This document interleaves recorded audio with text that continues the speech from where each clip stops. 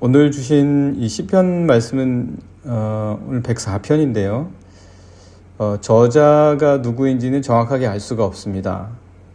저자가 누구인지는 알 수는 없지만 우리가 많이 본 것 같죠. 여호와를 찬양하라, 송축하라. 물론 시편의 대부분의 말씀이 하나님을 찬양하라는 말씀이 꼭 들어가 있기는 합니다. 그러나 그 시편의 구성으로 볼 때 앞서서 본 시편 103편하고 굉장히 유사합니다. 그런 의미로 봤을 때는 아마 오늘 우리가 함께 보는 시편 104편도 앞선 103편과 이어져 있는 다윗의 시편이 아닌가 이렇게 유추해 볼 수는 있습니다. 그렇다면 오늘 우리가 보는 104편도 다윗의 시라고 할 수 있겠죠. 그러나 우리가 특정할 수는 없지만 이와 매우 높은 가능성이 있다. 그렇게 일단은 생각할 수가 있습니다. 다윗이라면 그러면 어떻습니까, 여러분?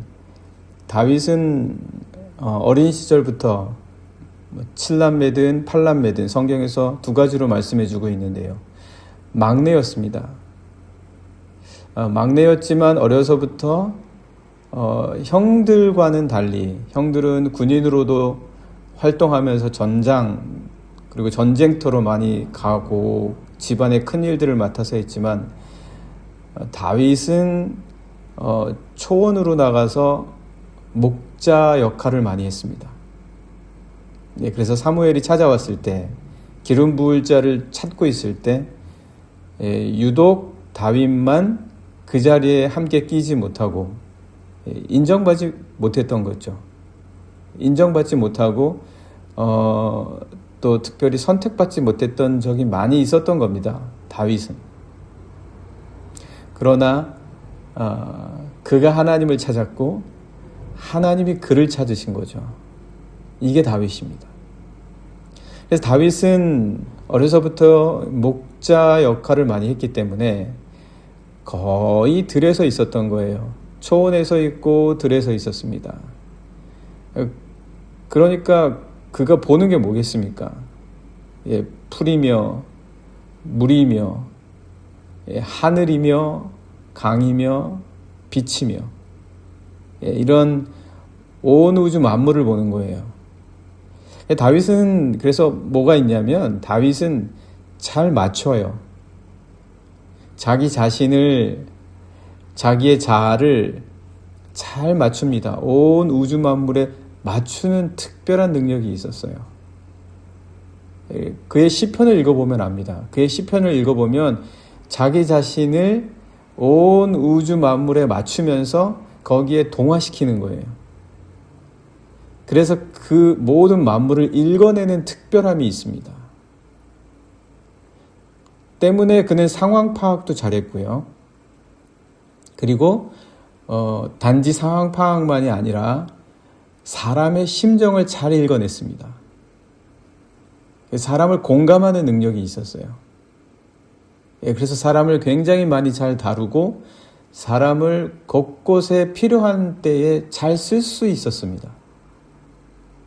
그래서 다윗 때에 이스라엘이 왕국으로서 제대로 기틀을 잡을 수 있었던 것은 그가 사람들을 곳곳에 잘 썼기 때문입니다.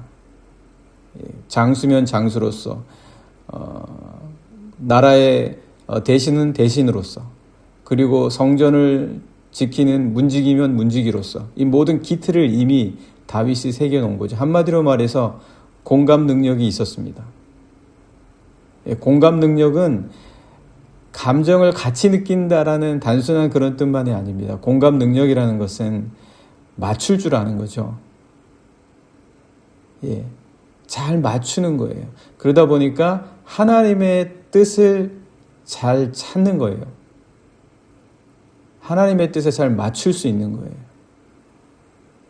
그래서 오늘 우리가 공감 능력이 부족하다라고 하면 사실 하나님의 뜻이 무엇인지를 잘 찾아야 합니다. 하나님의 뜻이 무엇인가? 하나님의 뜻이 무엇인가를 잘 찾다 보면 자아를 이 모든 나의 삶에서 맞출 수 있는 능력이 하나님으로부터 주어지게 됩니다.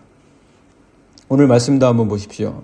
말씀 보시면 1절부터 5절까지 말씀을 한번 보시게 되면 온 우주 만물이 다 나옵니다.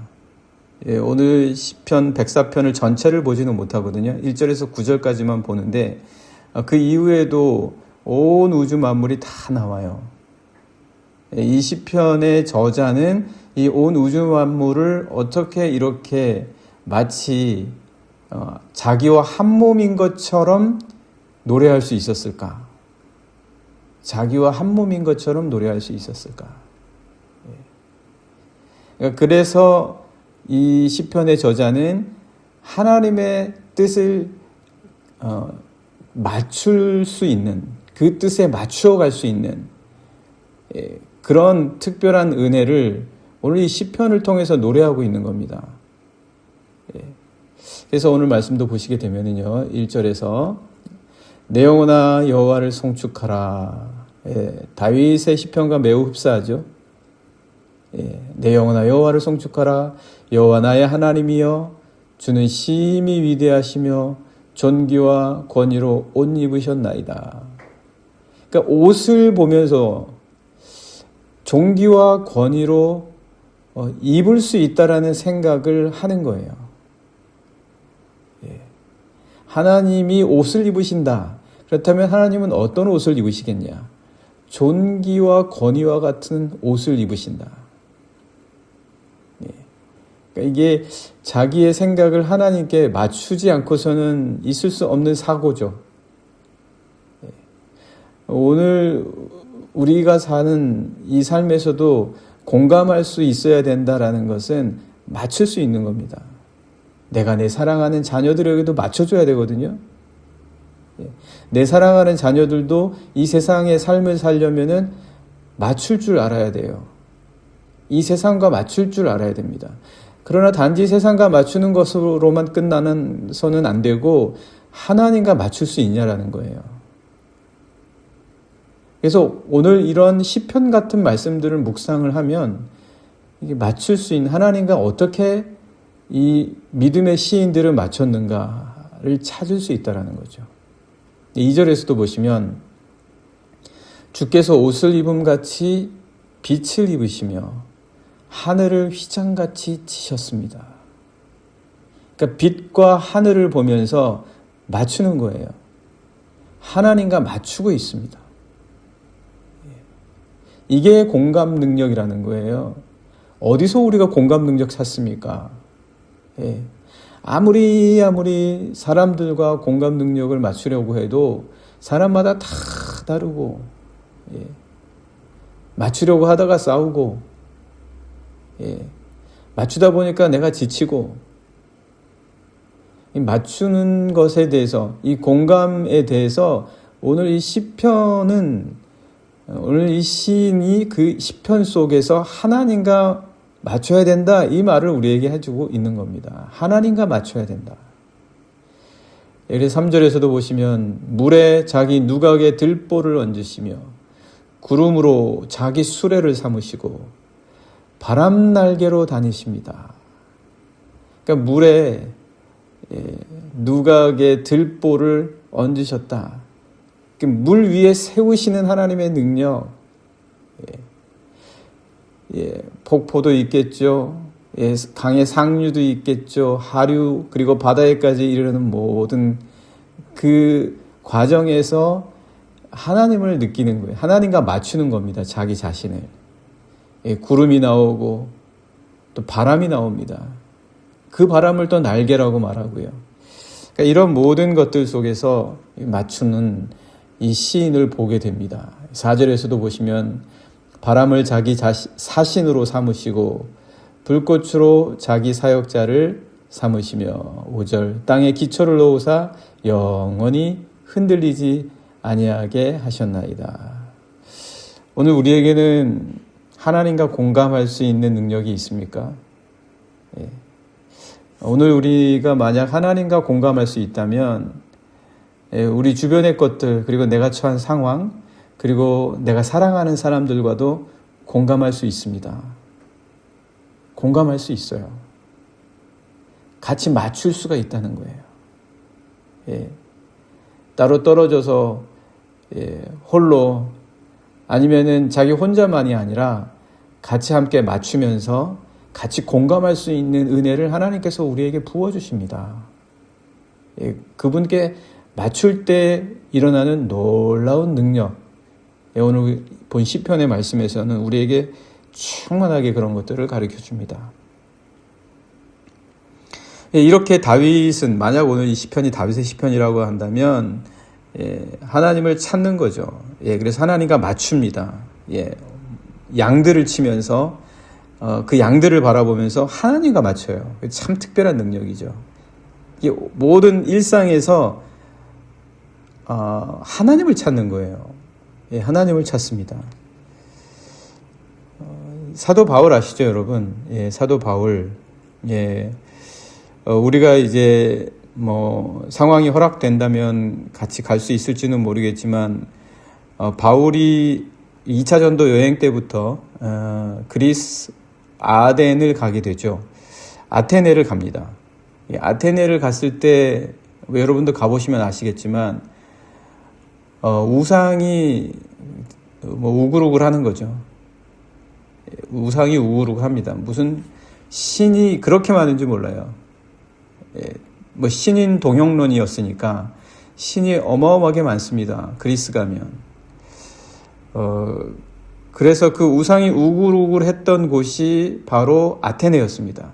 그런데 바로 그런 아테네에서 사도 바울은 사도행전 17장에서 어떻게 말하냐면, 하나님은 멀리 계시지 않고 여러분들이 찾고 더듬어 알 수 있다, 이렇게 말합니다.